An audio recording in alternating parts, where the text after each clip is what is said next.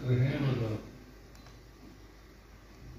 Himalayan tour and travellers और बाकी जितने भी हमारे स्टेक होल्डर्स, मैं सबका हृदय से स्वागत करता हूँ।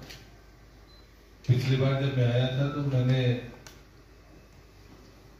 सभी हमारे स्टेक होल्डर्स से कहा था कि ये सच है कि सरकार ये मानती है कि जो बदलता परिवेश है पर्यटन का, उसमें हमको महानगरों से बाहर व्यवस्थाओं को उसी स्तर की खड़ी करनी पड़ेगी।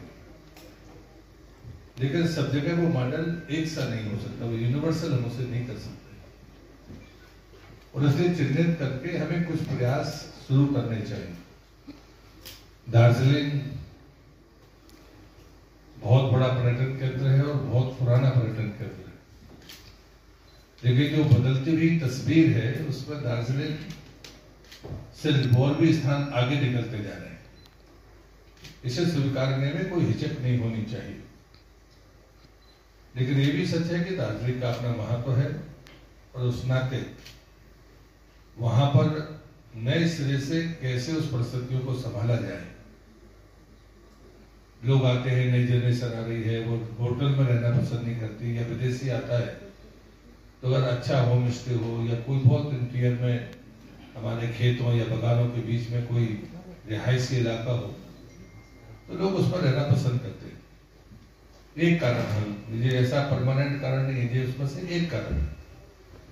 दूसरा, जितने भी यंगस्टर्स आते हैं या तो वो पर्वतारोहण के लिए आए या बाकी लिए घूमने के लिए आए, उनकी रुचि और उनके रहने के तरीके भी अलग हैं।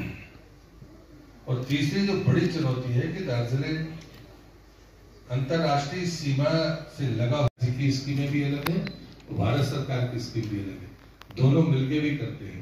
होम मिनिस्ट्री ने भी इसमें तय किया है कि होम स्टे के इस कॉन्सेप्ट के साथ वो पर्यटन मंत्रालय से जुड़ेंगे। मुझे लगता है कि जानकारी का अभाव ज्यादा है। जब मैं पिछली बार आया था तो यहाँ तो स्कीम शुरू ही नहीं हुई, तो ये अपने आप में विचित्र बात थी। इतना महत्वपूर्ण डेस्टिनेशन जहाँ पर जगह कम है, यहाँ पर राजस्व की जमीनें कम है, और ऐसी स्थिति में अगर किसी मकान को हम अपग्रेड करके होम स्टे की शक्ल देते हो, उसका स्तर अंतरराष्ट्रीय है, मैंने कहा ना हाइजीन मत की हम चिंता कर लें, उसके लिए टॉयलेट है, उसके लिए क्रॉकरी है, उसके परोसने के तरीके हैं, बनाने के तरीके, ये हमें ट्रेनिंग में देना है, कमरा और बाकी के लिए पैसे देने, वो स्कीम है होम स्टे की। आगे का कोई प्रश्न? कोई और साथ मिलकर यदि कुछ करें ऐसा कि टूरिज्म के साथ आदमी वहाँ का कल्चर से भी रूबरू हो सके, कुछ इस तरीके से भी प्लान आप पूरे इंडिया को लेकर कर रहे हैं? आज का दिन सर उसी हाँ, ये तो है ही। हाँ, इसकी शुरुआत पर्वतारोहण की है गुंजाइश है। पिछली बार भी आए थे तो सभी लोगों ने कहा था कि यहाँ पर्वतारोहण की काफी गुंजाइश है।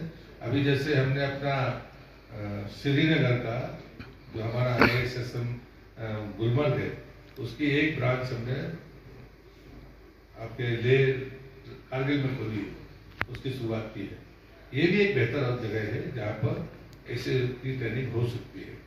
और साहसिक पर्यटन एक बड़ा क्षेत्र है, पर्वतारोहण प्लस साहसिक पर्यटन, इन दोनों की दृष्टि से स्थान महत्वपूर्ण। कल्चर के साथ टूरिज्म को कुछ जोड़ के कुछ उसको भी प्लान। टूरिज्म कल्चर के बगैर हो नहीं सकता। टूरिस्ट आता ही आपका कल्चर देखने के लिए, आप माने या ना माने तो चाहिए। अभी जो नया अवसर है जो दार्जिलिंग के लिए महत्वपूर्ण हो सकता है, वो है वेलनेस टूरिज्म का। वो उसके लिए भी ये बेहतरीन जगह है। इस इलाके में टी बागान बहुत ज्यादा है, तो टी टूरिज्म को लेकर आप विचार कर रहे हैं, बात कर रहे हैं? हाँ, ये सुझाव यहाँ के पत्रकार मित्रों का भी है, स्टेक होल्डर्स का भी है, जो पिछली बार आया था। मेरा ये जानना है विचार कि होम स्टे तो आप शुरू करा है, इसके बाद उसका फॉलोअप लगातार होता रहेगा क्या? कि यदि उनको कोई दिक्कत आती है तो बाद में उनकी रिवॉर्ड यदि आर्थिक मदद की जरूरत है तो आप कर सकते हैं, बहुत सारी चीज़। और दूसरा एक और जो आपने अभी कहा, हम बागडोगरा से यहाँ तक आए तो जैसा मध्य प्रदेश में हमने देखा है, टूरिज्म डिपार्टमेंट ने शुरू किया था कि रस्ते रस्ते में वो हाईवे ट्री बनाए, उस तरीके की चीजें यदि यहाँ पर बनाया जाए, जो पर्यटक आसपास घूमने जाते हैं शायद उनके लिए अच्छा स्टेशन मिल जाए। मध्य प्रदेश वालों को होम स्टे का अनुभव नहीं है। होम स्टे का जो ग्रांट है वो एक बार ही मिलता है, जैसे राजस्थान वालों ने भी पूछा। यदि उसको मैं आपकी बात को समझ गया। और दूसरी बात का उत्तर मुझे राजनीतिक देना पड़ेगा। वहाँ राज्य सरकार ने किया है, राजस्थान में भी राज्य सरकार ने किया, वो ज्यादा अच्छे से शेयर कर पाएंगे। मुझे लगता है कि कोई सहयोग मांगे तो भारत सरकार उसमें सहयोग देने में कोई कोताही नहीं बरती। जमीन तो राज्य सरकार ही देती है, भारत सरकार की तो जमीन होती नहीं। प्रपोजल आपका डिपार्टमेंट बना के दे सकता है, यदि कोई सुझाव देना। अब मैं अभी चुनाव सिर पर है, मुझे मत मैं अभी इसको इस वाले आप ये प्रश्न मुझसे बाहर पूछेंगे तो मैं कोई और जवाब दूंगा। मैं इतना ही कहूंगा कि जब भी कोई ऐसे एस्टेब्लिशमेंट बनते हैं तो उसकी जमीन राज्य सरकार देती है। आप खुद ही बता रहे हैं कि मध्य प्रदेश में राज्य सरकार ने बनाए हैं। सच में राज्य सरकार का ही ये काम है, हम उसमें सहयोग कर सकते हैं। प्रस्ताव राज्य सरकार देती है, हमको राज्य सरकार को नहीं देना है। लेकिन लेह में चूंकि ड्यूटी था तो लेह में हमने अपनी तरफ से फैसला किया है और उसमें 20 किलोमीटर से लेकर 40 किलोमीटर, 20 किलोमीटर भी हो सकता है कि हम वहां पर एक एस्टेब्लिशमेंट खड़ा कर रहे हैं जहां गार्बेज के लिए एक कमरा होगा, वहां पर ऑक्सीजन पार्लर जैसी एक व्यवस्था है जहां डॉक्टर होगा, एक स्नैक्स की जगह होगी। तो ऐसा एक सेटअप बनाकर, लेकिन हम नहीं चलाएंगे। एक बात समझनी पड़ेगी, भारत सरकार ये काम नहीं कर सकती है। हम वो खड़ा कर देंगे और वहां पर उनका कम्युनिटी का मॉडल है तो हम कम्युनिटी को दे देंगे। होम स्टे में भी हम वन टाइम मदद करते हैं कि आपके सुंदर कमरे बनाने का, अच्छे टॉयलेट बनाने का, उसकी डिजाइन आपके उस पर वो हम करते हैं बाद में। और इसलिए स्टेक होल्डर को मदद की जरूरत इसलिए है कि जब तक उसके बारे में लोगों को पता नहीं होगा तो लोग जाएंगे नहीं। तो एक तो पब्लिसिटी चाहिए जो भारत सरकार कर देगी, दूसरा डेस्टिनेशन आपको ऐसे चुनना पड़ेगा जहां पर लोगों का जाने का की रुचि हो या जहां पहुंच सकता हो, या फिर ट्रैकिंग वालों के लिए छोड़ दीजिए। आपके जो पर्वतारोही है उनके आसपास के गांव को होम स्टे की वो हम लेह लद्दाख में कर रहे हैं।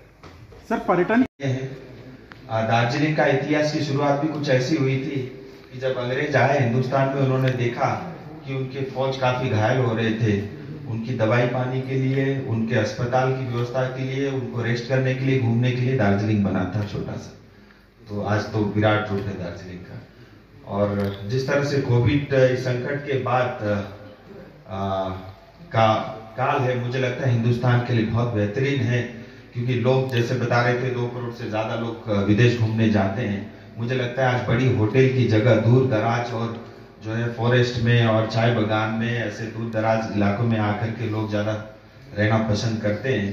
और ये जो होम स्टे का जो वर्कशॉप हुआ है, मुझे लगता है इसकी कमी थी, क्योंकि जो आत्मनिर्भर भारत की बात भारत सरकार करती, मुझे लगता है इसमें ये बहुत एक कारगर सिद्ध होगा। ये योजना गांव-गांव अगर आत्मनिर्भर होगा तो प्रधानमंत्री का जो सपना है वो अवश्य पूरा होगा।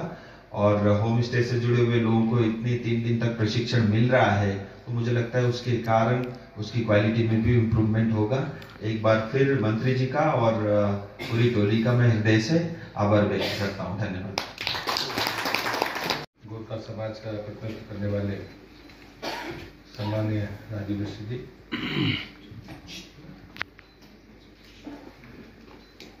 उपस्थित सभी अधिकारीगण जिनसे आपका परिचय हो गया है,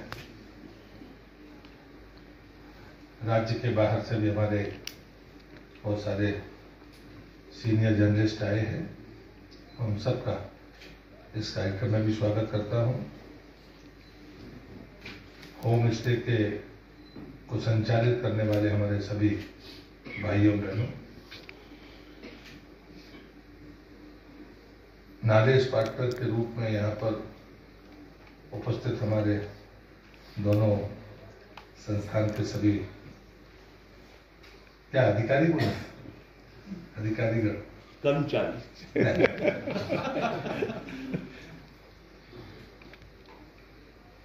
मुझे लगता है कि जब मैं पर्यटन की बात करता हूं तो जब से मैं पर्यटन मंत्री बना, अभी तक मैं कंट्रोवर्सी में नहीं पड़ा। मैं ये मानता हूं कि पर्यटन का क्षेत्र स्टेक होल्डर्स का क्षेत्र है। भारत सरकार भी एक स्टेक होल्डर है, राज्य सरकार एक स्टेक होल्डर है, होटलियर्स हैं, टूर एंड ट्रेवलर्स हैं, गाइड्स हैं, पूरी जो वर्ग है जिसका प्रशिक्षण चलेगा 3 दिन।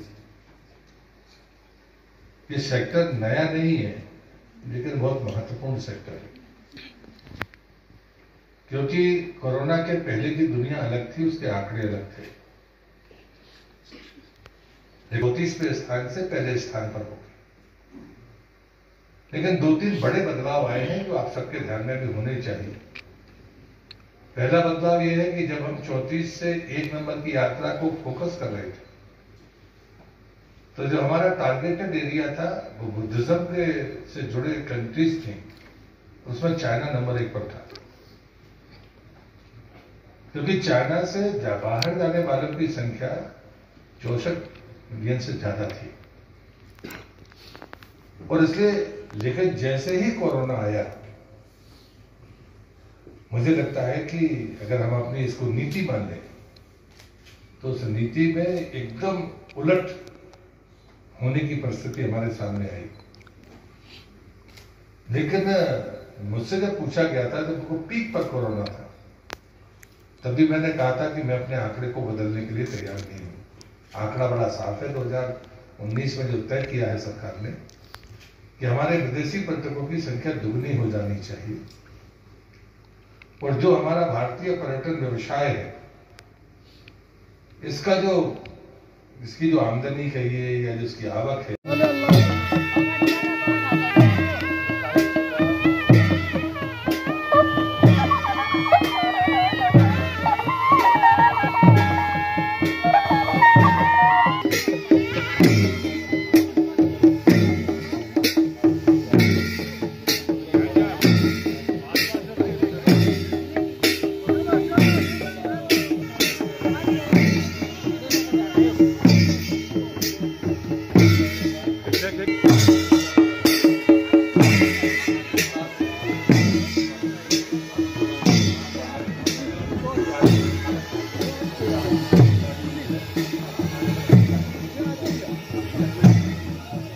है कि भारत सरकार की ओर से कोई राष्ट्रीय स्तर का कार्यक्रम, वो भी इतने भव्य रूप में हो रहा है। मैं इसके लिए सबसे पहले हमारे केंद्रीय मंत्री और भारत सरकार का हृदय से आभार व्यक्त करता हूं। वैसे हम सब जानते हैं, भारत, हिंदुस्तान जो हमारा देश है, यह अपने आप में संस्कृति का एक अनमोल धरोहर है। और जब मैं पश्चिम बंगाल की और दार्जिलिंग की बात करता हूँ, तो यहाँ की विशेषता ही कुछ और है। चाहे नॉर्थ बंगाल हो, दार्जिलिंग हो, तराई हो, डूवर्स हो, हम सब लोग दुनिया में, देश भर में पढ़ते हैं, सुनते हैं यूनिटी डाइवर्सिटी, लेकिन अगर मैं वास्तव में कहूं तो पूरी तरह से का काम देखती और PIB की भी एडिशनल डायरेक्टर यहाँ पर उपस्थित है। उन सबको मैं शुभकामनाएं देता हूँ। राष्ट्रीय संस्कृति महोत्सव जो नए स्वरूप के साथ देश में प्रस्तुत हुआ है, उसके 11वें सोपान में ये दूसरा डेस्टिनेशन है तो दार्जिलिंग। मैं दार्जिलिंग वासियों को इस बात की शुभकामनाएं देता हूँ, और मैं उन्हें अपने मित्रों को धन्यवाद करता हूँ जिन्होंने पिछले मेरे परिवार से बहुत सारे लोग यहाँ सामने बैठे हुए हैं, पत्रकार मित्र भी हैं, इंडस्ट्री से जुड़े हुए लोग भी हैं, जिनसे मेरी बड़ी अनौपचारिक चर्चा हुई। और मैंने उनसे कहा था कि ये आपका हो रहा है, और मुझे लगता है दार्जिलिंग के लिए गर्व का विषय है कि दार्जिलिंग में, और मुझे लगता है कि इसके बाद कई साल तक इस तरह के भव्य कार्यक्रम हो सकते हैं। मैं विशेष करके आभारी हूँ भारत सरकार का, और हमारे कल्चर और पर्यटन देखते हैं हमारे मंत्री आदरणीय श्री प्रहलाद पटेल जी का, कि वो दार्जिलिंग आए थे और उन्होंने वादा किया था कि दार्जिलिंग में इतनी विविधताएं हैं, संस्कृति, कला और परंपरा में इतने आगे हैं, इसको लेकर के इसका और प्रमोशन होना चाहिए, इसको हम देश और दुनिया तक लेके जाना चाहिए। उन्होंने अपना वचन पूरा किया और ऐसा भव्य कार्यक्रम आज जो है दार्जिलिंग में हो रहा है। मैं आपके माध्यम से पूरे पश्चिम बंगाल और दार्जिलिंग की जनता से निवेदन करता हूं, आप सब लोग आइए और इस कार्यक्रम का आनंद लीजिए। नहीं, यहाँ पर गवर्नर हाउस में जो भी अगर कल्चरल प्रोग्राम होता है वो तो मैल में होता है। तो ये इस बार आप लोग जो फर्स्ट टाइम कर रहे हैं, आपने जैसे बोला कि देखिए मैं आपको बता दूं, चुनाव का समय जरूर है, लेकिन ये भारतीय जनता पार्टी का कार्यक्रम नहीं है, ये दार्जिलिंग की जनता का कार्यक्रम है, ये देश की जनता का कार्यक्रम है, ये पश्चिम बंगाल की जनता का कार्यक्रम है। कृपया करके हर कार्यक्रम को पॉलिटिकली लिंक करने की कोशिश ना करें। हो गया प्लीज हो गया अभी कार्यक्रम। नमस्कार है सब लोग को, विद्या के चैनल देखने वाले को।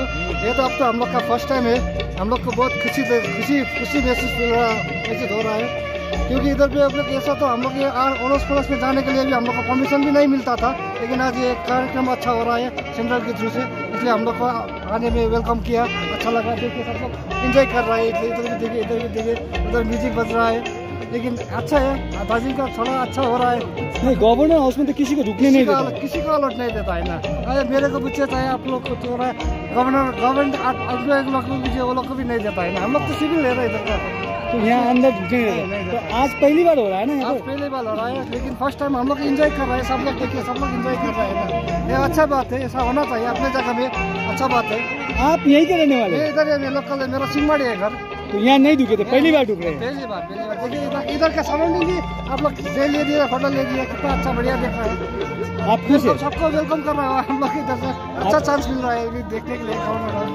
हम लोग तो पहले बचपन से सुना है, इधर पे अंदर अच्छा है, इधर पे लॉन अच्छा है, इधर पे व्यू अच्छा दिखता है, लेकिन देखा नहीं था। लेकिन देखा नहीं था, लेकिन आज देखा, अच्छा लगा, फीलिंग हैप्पी। आपका नाम? मेरा नाम सत्यम प्रधान। क्यों? क्योंकि जो जनरल होते हैं उनको अंदर जाने से रोकते हैं ना वहाँ पर 2 नंबर गेट पे, इसलिए। अभी ढुका तो? हाँ, अभी तो प्रोग्राम हुआ है ना, इसीलिए सबको देखने के लिए वो